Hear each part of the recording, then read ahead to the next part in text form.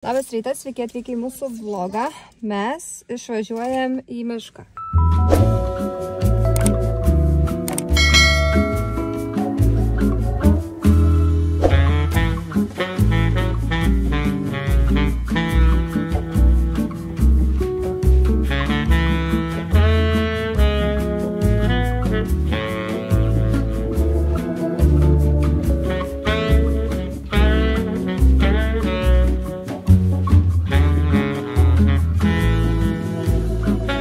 Paimsim močiutę Rintą, nežinau, nebus labai patenkinta, nes jau čia norėtų pabūt namie, bet kadangi Lukas dirba, tikiuosi, kad jin važiuos mumis.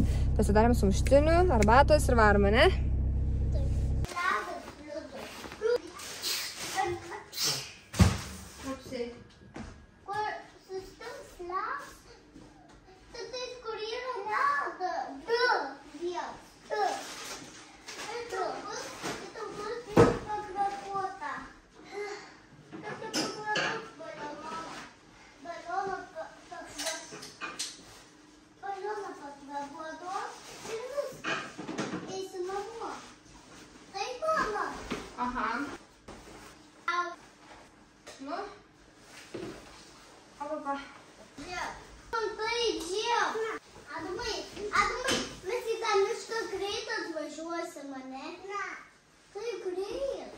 Gerai, dabar ką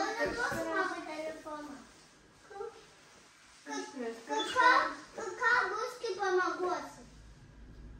Tu jam net nesakyk nieko. Mačiute! Žinok, mes važiuojame į mišką. O, Jėzus Marija. Gali pasisveikinti su sekėjėliais. Labas rytas.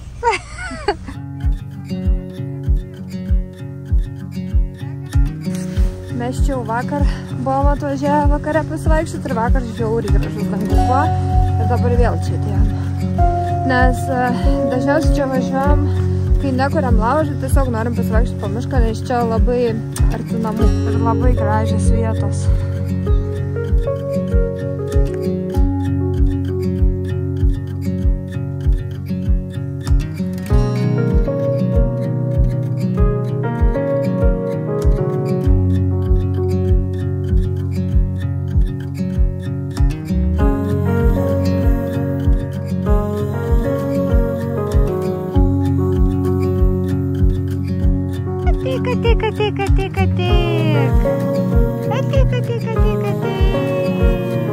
Lele, vadai.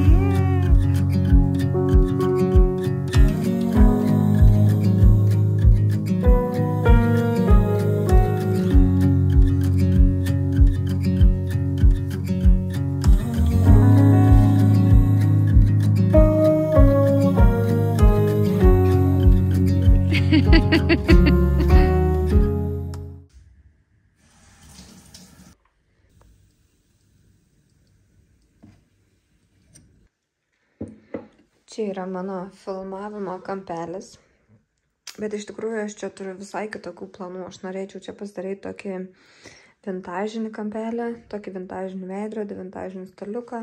Ta komoda šiaip nėra man labai reikalinga, ten aš susimetu savo visą esu techniką, bet nėra man labai reikalinga. Dabar man ta puslelė neišdygo, tai ne kažką filmuoti, bet man labai reikia nufilmuoti draugai video, tai šiaip vos ne už žmogaus su vaikais nuoširdžiai. Jau tikrai galvau, kad užmigsiu, pamėgau gal pusę valandos, bet galvau tikrai nebetskelsiu. Labai džiaugiuosi, kad neužmigau, nes tikrai man reikia padaryti tą video, nes man reikia jį nusiųsti rytojaus. Tai dabar einu, nufilmuosiu tą video, o vakare galbūt Luko tėvai pasiims vaikus. Ką tik grįžau namo, žodžiu. Dabar vaikai yra nuvežti pas Luko tėvus, kad aš šiek tiek padirbčiau, tai labai nedaug turiu laiko, bet pirmą noriu pasidaryti valgyti, ramiai pavalgyti ir tada galėsiu padirbti. Man dažniausiai, kai vaikai būna namie, nėra bėda filmuoti, man sunkiausia būna sėdėti prie kompiuterio ir retušuoti. Tai aš turiu pasilikus dabar daug tokių retušavimo darbų, kuriuos noriu pasidaryti iki jie grįž, o aš turiu tik apie porą valandų, net neįsivaizduoju, kiek jie bus pas juos. Nusipirkau iš Lidlo tik porą dalykų, nes vakar iš tikrųjų buvau Maksimai, dažniausiai aš apsipirkinėjau ten ir išleidau gal 100 eurų, bet apsipirkau taip gerom, gal 2 savaitėm, net, nu, gal mažiau, bet kažkas tokio. Tai dabar iš Lidlo pasiėmiau špinatų, grybo. Tokių, žinot, mini dalykėlių prieskanių, salotų. Šiaip aš dažniausiai važiuoju į parduotuvę be plano, bet jau tikrai reikia pradėti planuoti ir pasiėmiau šitokį organic curry. Dabar aš turiu vištienos, tai užsipilsiu šitą ir pabandysim pasidaryti greitai valgyti. Pesto padažą dažnai naudoju kava. Tuomet miltų, šiaip aš ėjau į Lidlą tik dėl miltų. Bet visada būna eini dėl miltų, nupirki kažką kito. Grietinėlės. Tai yra krakmolas, kurio man visada trūksta, bet niekada nenusipirku, tai dabar pamačiau ir nusipirku. Ir tada oboliai, maišas obolių 4 eurai. Visada iš Lidlo perku humusą ir dabar nusprendžiau paragauti čili. Nežinau, žiūrėsim. Jogurtas ir alyvuogės. Alyvuogių visada pas mumis šaldytuvė. Šiandien dabar, kai pravažiavom mes tuos senus namus, Leonardas sako, čia mūsų seni namučiai, ir aš sakau, ar norėtum ten grįžti, ar tau patinka labiau čia, ir jisai sako, ne, nenorėčiau ten gyventi, man patinka čia, turiu savo kambarį, ir jis dažnai man pasako, kaip man patinka mūsų nauji namučiai, ir iš tikrųjų man pačiai šita vieta taip greit tapo namais, ir man čia taip jauku, ir visi, kas ateina, sako, kaip pas jūs čia jauku, ir nežinau, man čia kažkaip, žinot, kartais negali priprasti prie vietos, arba labai sunku priprasti prie vietos, o čia aš labai greit pripratau. Nu, tarsi porą dienų ir aš jau jaučiuos kaip namie.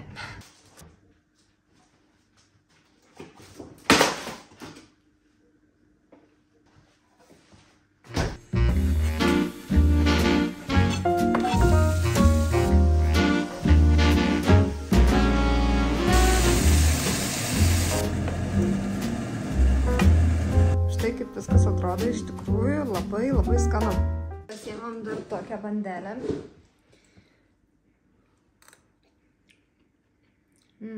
Toks karis. Reiškia, kad bus aštrus, bet nelabai. Šiaip jeigu tą patį tik karį valgyt be jokios ten vištienos, tai nu, šiek tiek mažai ten ingredientų, tai reikėtų kažko vis tiek įsidėti, ar ten tofu, pavyzdžiui, kokio. Dabar TikTok'e matėt, kad TikTok'ą užbeninom, nu, išjungė visiškai tą appą Amerikoje. Tai iš tikrųjų tai tik parodo, kokie tie socialiniai tinklai yra nestabilus, ir man šiaip taip gaila tų žmonių, kurie vien tik per TikTok platformą sukūrė savo verslus. Ir dabar, kai tos platformos nebėra, pavyzdžiui, Amerikoje, jie nebeturi ką daryti, viskas. Arba, tarkim, jeigu tu pilnu etatu, kaip aš, gyveni iš socialinių tinklų ir tu turi tik vieną platformą, kuri tau atneša pinigus, TikToką, ir jos vieną dieną nebėra. Ir viskas, tarsi, tu nebeturi darbo. Tai dėl to visada tos socialinius tinklus reikia žiūrėti šiek tiek kitaip. Į šitą visą darbą reikia žiūrėti šiek tiek kitaip, reikia turėti daugiau platformų, kad galėtum tiesiog migruoti iš vienos į kitą, arba turėti kažkokį tai planą B, nes jeigu planas A sudega, ta prasme, kad turėtum ką daryti. Aš asmeniškai neturiu kažkokios tai vienos mėgstamiausios platformos, šiaip man labai patinka TikTokas kaip platforma, bet šiaip gal toks kaip pagrindinis pajamų šaltinis labiau Instagramas.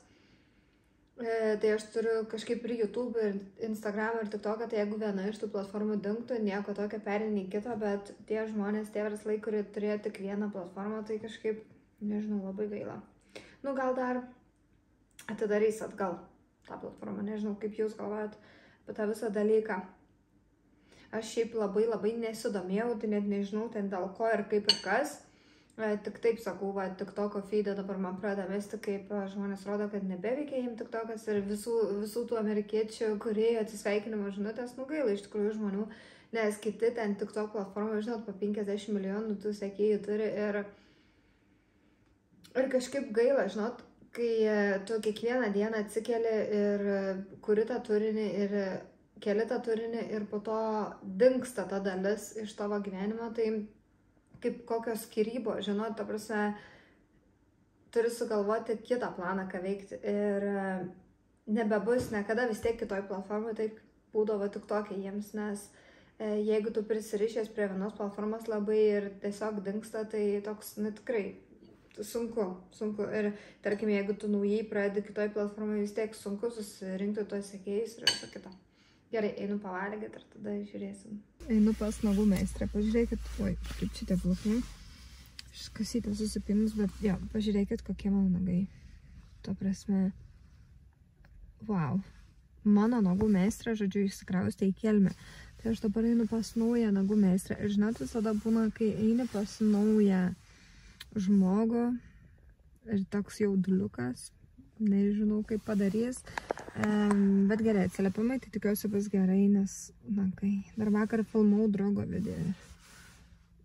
Vis tokiais nagais, žiūrėkit, oda šiandien visai neblogai atrodo. Ok, tai nagai sutvarkyti, žinokit, tai patiko, pažiūrėkit. Palaukit, parodys geriau. Šiaip meistrė žiauriai faina, labai kruopšti ir labai greit padarė. Žiauriai gerai. Žiūrėkit, kaip gražiai, ta prasme, wow, žiauriai kruopščiai, viskas išrakinėta, visas manikiūras padarytas, viskas.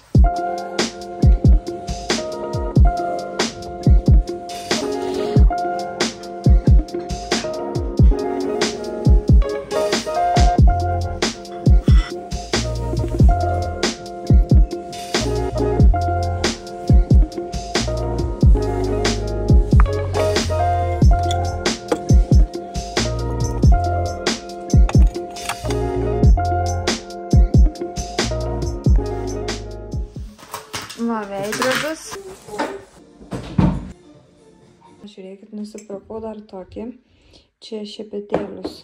Dėsim makiažą. Žiūrėjau, man fainas pasirodė. Čia reikia susitvarkyti viską. O dabar pradedam šitą kampelį. Šiaip idealiai čia būtų toks vintažinis stalas, bet tiks ir šitas. Aš žiauriai patenkinta tuo veidrodžiu. Maždaug kokio visada norėjau, toks labai sunkus metalinis.